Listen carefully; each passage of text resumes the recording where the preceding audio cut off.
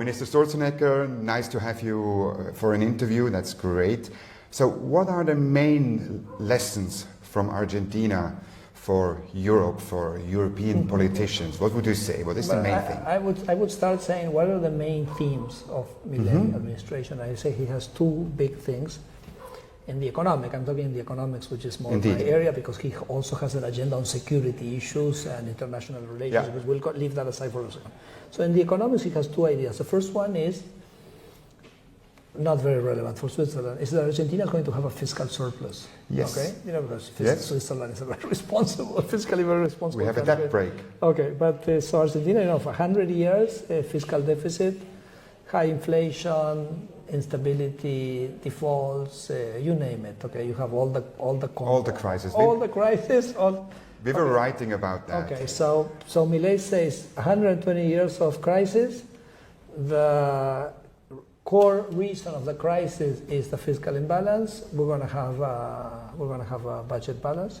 In his first month, he cuts government expenditure 5% of GDP. He achieves the fiscal surplus. He sustained the fiscal surplus throughout his 2 years in government.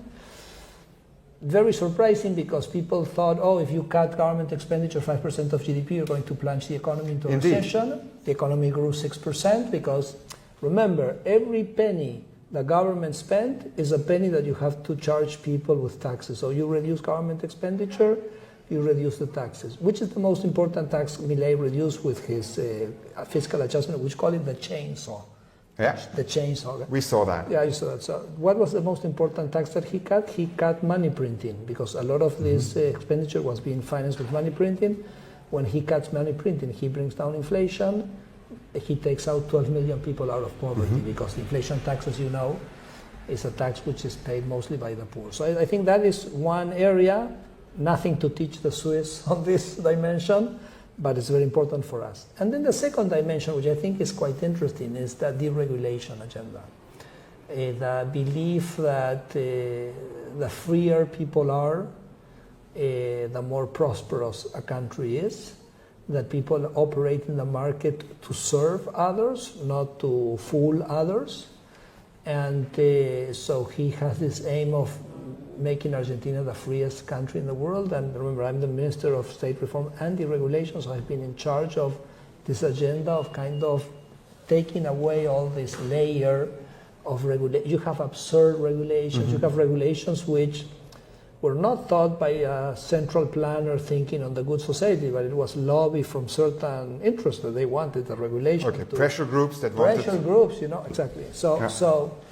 So I think we've had a very, very successful, I think if there's a lesson from Argentina to be had for, I don't know for Switzerland, but certainly for European countries, you know, because European countries has this, they have a lot of regulations and they have two layers, you know, because they have the national layer and then they have the European Union layer. So I think it's very interesting. We worked 2 years before Milei came to government reviewing all the laws of Argentina to know and understand what had to be changed. We open up, for example, I have my email open. So I ask people, write to me. Okay. Write to me. And they do it? Every day? Every day. You need some staff to look into it. No, and I look at myself because, look, it's so much fun, and also... It's so much fun. Well, I mean, it's fun. But also... I have a friend who says that deregulation is like peeling an onion, that you have layer after layer, and then you end up crying, because at some point, you know, you can't believe how much of a disaster it is. But so people communicate with us, and they tell it's kind of the victims of the system. I have stories which are amazingly ridiculous of what the things the government is asking you to do, and that is a very fantastic input in this process. So I think this direct communication, which today is possible through social media, through internet, through email. We have a website in our ministry where people can also upload their, not complaints, it's saying, look, we have this regulation, I understand this regulation, what purpose it serves. And so then, yes, there I have a team of people who start analyzing that, and I think that's a very rewarding task, you know, and you feel how you're kind of releasing the constraints that people face for economic production, and it's great. It really feels great. You know, this is common sense. Common sense. A balanced national budget, reducing inflation, and you have studied economics at the most famous schools, but I think economics has lost this kind of common sense economics. A lot of economists are saying, even though you started to do it, they said it won't going to happen. Argentina will dive into recession, and it didn't happen. Why has economics lost this kind of common sense? To be honest, I think, and the president is very strong about this. For example, if you take some basic macroeconomic textbook, there's a very famous textbook which is called the Mankiw textbook. Yeah. Anyway, so it's very famous. So there you have something called the multiplier. So the story is, look, if the government spends, then it puts, for example, it gives you some money, okay? And then you go out and then you buy a beer or go to a restaurant and then that creates what's called a multiplier effect. Indeed. Right? Okay, indeed. So and that's it. But that's wrong. Why is it wrong? Because for me to put money in your pocket, I have to take the money from someone else. I have to tax someone to put money. So you may have a multiplier effect, but the people I took the money from, they have less. They have less. So they have a negative multiplier of the same amount. So somehow and this is part of the cultural battle of Milei, no? He says, there's a number of ideas in economics which at the end which are wrong, like this one, which is obviously wrong. I mean, you cannot analyze what is the effect of your spending without analyzing what is the effect of me having to tax someone in order to allow you to spend. But it's kind of, people forget the second part, so they only see the nice part, not the bad part. And this kind of somehow the economic profession has been the shell, which at the end of the day, who is to benefit from these ideas? The idea who want to push for more government expenditure, because people say, oh, I'm going to push for more government expenditure, but we're going to have these huge multiplier effects. No, you have to count the negative multiplier effects that you're going to produce as well. So I don't know if it's intentional or not, but the truth of the matter is that somehow the way macroeconomics is taught has created a bias towards state intervention. Students leave universities thinking that it's having an economy expand is just pushing a button of government expenditure and it will work. And I think it's part of the battle. I mean, look, if that would be true, Argentina would be the richest country in the world, would be richer than Switzerland, okay? So definitely it doesn't work. But okay, what we need to kind of somehow fight the cultural battle of these ideas, which I think are a little bit distorted. The same thing happens, for example, another area where this happens is with trade protection. People say, well, no, if you protect if you open up the economy and what's the mention, the prices come down, the sector which is producing that product is going to suffer. But what you have to take into consideration is the fact that when the consumer buys that product cheaper, he's left with money in his pocket, which before he was using to pay for a more expensive product. Right? So you have more money in your pocket, and what are you going to do with that money? You're going to spend it somewhere else. So you're going to create employment somewhere else. So that's open economies tend to be richer, tend to have more export, have more imports. They don't have a problem with employment, rich open economy. So there you see also a cultural battle. But there's a very famous economist called Hazlitt. He wrote a book in the late 40s, and it's called Economics in One Lesson. It's great. You know about it? I know it, and the first lesson is only 2.5 pages. And that's it. You have to look on the broader things that are happening and on the long term. Exactly. Yeah. No, and this is what I'm saying. I mean, if you actually have openness, then you affect one sector, but then that frees resources to expand others. For our listeners, I will publish this lesson in the show notes of this podcast, because it's really, I give it also to youngsters. You only, and I'm not an economist myself, but exactly. This one lesson is very easy. So the numbers are quite good. Inflation is down, poverty is down, balance sheet. Inflation is down. Yeah, and will it go on like that? What are the main challenges now in Argentina? Well, I would say the main challenges are political. Okay. I mean, winning elections, or Javier has come to challenge a system. Yeah. A system of privileges. Yeah. a system where you have different actors which have lived under the cover of the protection of the state. And who's paying for all that privileges? The customer, the common citizen. Okay, so he's come. So this system is resisting, and the system is going to try to do everything possible for Milei not to be successful.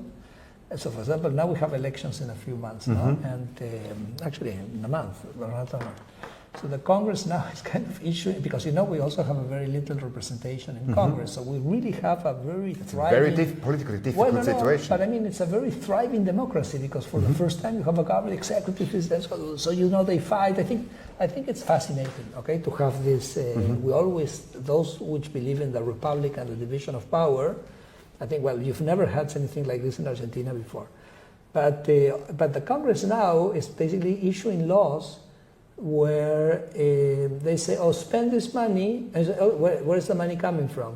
No, you spend the money and then figure out where you're getting the money from, okay? So what do you mean? You want to undermine the fiscal stability. Yeah. And so I think we have this political challenge right now, but I think it's a manifestation of this status quo, this establishing, realizing that the success of Javier Milei is the end of this regime. No? And remember this, when I was born in 1966.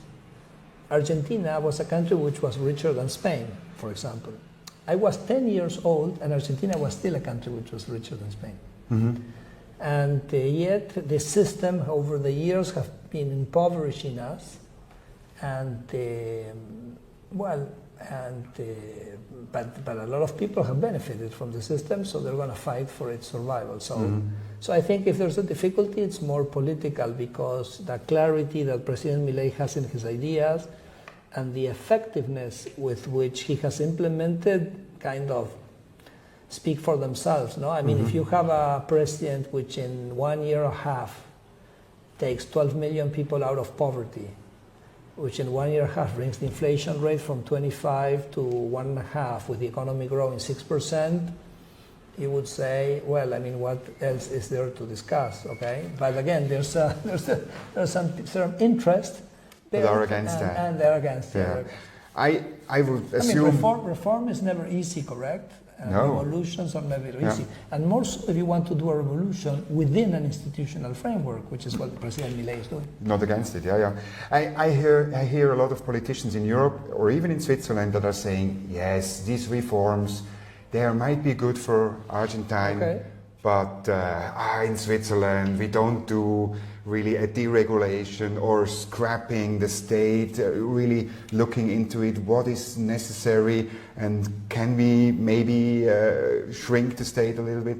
It's good for them, it's not look, they are stick to their model. You can imagine that coming from Argentina, I'm not going to lecture the Swiss, okay? You have to do those things. You're not going to get me there, okay? So, but why are politicians sticking to their... Argentina is a country where there was corruption, there was totally bloated public sector, people which were hired to do absolutely nothing. Definitely that's nothing, it has nothing to do with Switzerland, okay? It's a completely different society. So I would perfectly understand if the Swiss have a different approach, because their problems are have no resemblance with the problems, dramatic problems that we had, okay? So I personally think, I believe in freedom. I like freedom. Now Switzerland is one of the freest countries in the world, so I think you shouldn't complain either. But what I'm saying is, but anyway, people can look at what we do. If they find that there's something useful to learn from it, all the best. But we're not, I don't think we have the credibility or the track record to lecture anybody on anything. But it's an interesting approach. No, and it's fine. We have, even in Switzerland, we have tendencies that are going in the wrong way. So it's interesting to look to someone else. Look perfect. I think it's perfect. So the origin of your family is from Switzerland? They're from a town called Reute, which is a little bit south of St. Gallen. Yes, in Appenzell. Remember that I'm only 25% Swiss, because it's the family of the father of my father, the Sturzenegger. Then I'm 50% Italian, and then I'm 25% Spanish, I say I'm 100% Argentinian. That's fine. But do you think this kind of common sense economics has to do something with the Swiss approach? I would say a kind of that has always been a bit like that. The state can only pay something if he has the money to do so, no debts. And well, I mean, I'm just one pawn in the government. I think the guy who's really kind of brought forward this idea is Milei, and I think definitely for all of us looking at the Swiss society, we always say, look, it's we've taken 12 million people, but we're not Switzerland, correct? And or sometimes it's funny because, for example, when the Peronists now in the electoral campaign, they speak as if when they were government, we didn't have a. Say, what did they think we were Switzerland when they governed? No, I mean we got 50% poverty. So we always use Switzerland as an example for us, okay? Of the place that we would like to be in, and. But again, I think we're doing a nice experiments in economic freedom, and I hope it gives lessons on some particular dimension, and the same way that we learn a lot from Switzerland as well. And well, hopefully we can really look. I think the real. I mentioned it a few minutes ago that 2 million. I don't know if I mentioned it. 2 million Argentines left before Milei became president. Yeah. And those were our sons and daughters, because it was the young people who were leaving Argentina. Now 2 million is almost 5% of the population. Incredible. It's incredible. Yeah. And I think we realized that if we didn't do something drastic in Argentina, we were going to see our children and grandchildren over soon. We're going to see them grow because we're going to see them living in another country. No, I think this is the reason the Argentines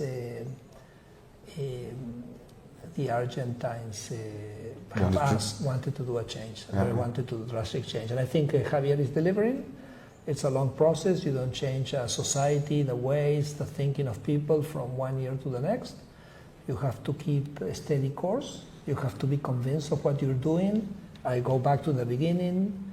Fiscal stability, deregulation, and economic freedom. And I think that if we do that in 20, 30 years, Argentina may be in a completely different place. Javier Milei, I think he stated that Argentina will be richer than Switzerland. I was reading. Let's not exaggerate. Okay? Yes, so, but certainly, I think Argentina has a lot to catch up. Has extremely able people, and I think with a little bit of property rights, of which Switzerland is perhaps the main proponent of that, and so property rights, economic stability, I mean the sky's the limit. I definitely see that. We're in the middle of an energy boom. We have the second largest reserve of natural gas. Yeah. We have basically our regulations have not allowed to do any mining in the Andes. So, for example, Chile exports $50 billion a year of mining. We export $3 billion. So it's kind of we've been shooting ourselves in our foot for so many times. But now, destroying opportunities. Destroying opportunities. So I think Argentina. Well, as you know, our agricultural sector, our technology sector. Listen, we have so many possibilities, but we have to have a state which is responsible. We have to respect property rights. We have to provide economic freedom. Yes, I agree with the president. The sky is the limit. Even Switzerland. Very good. Very good to hear. And I hope Argentina will become like Switzerland. Okay. This would be absolutely great. Minister Sturzenegger, thank you for the interview and have a nice evening. Thank you.